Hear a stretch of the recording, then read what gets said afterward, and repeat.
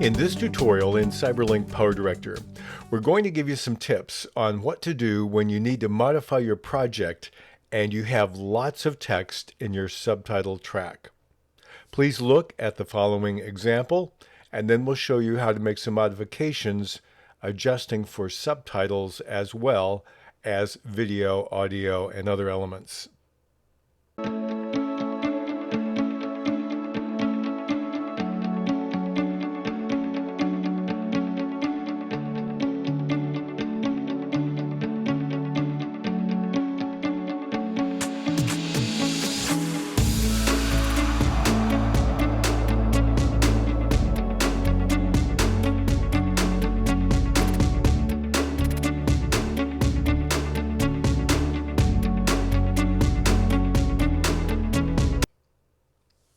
So in the example that you just saw, let's assume that we want to add another scene here.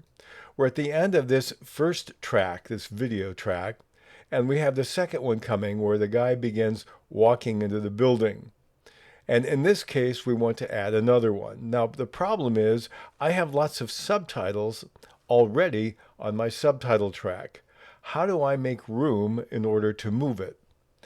What I found is the best way to do this is hold the Control key down on the keyboard and highlight the video, and hold the Control key down and also click on any subtitle tracks that may be involved. And when you have them all selected, you can simply take and drag and move them wherever you want.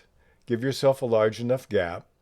And now I'm going to do another scene between these where we move here, and we've added a scene, and now we want to add some subtitles.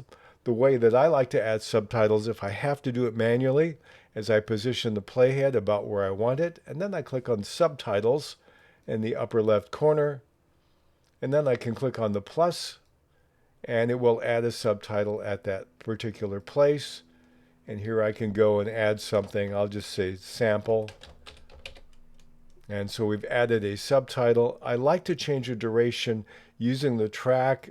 I find that a lot easier than changing the numbers, although you can do the in and out numbers on sample number 9. But you notice when I moved it, it took everything that was aligned with the video, that's now my third video clip on the track, and it kept the subtitles aligned perfectly.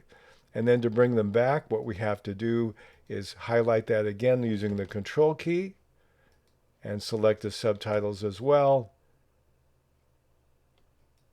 And now I have my third scene in here with the subtitles properly aligned. I'd like to see CyberLink do some more things that help us insert and move and replace elements with subtitle on the subtitle track, but for now this is the best way I found to make those kinds of changes manually in CyberLink PowerDirector.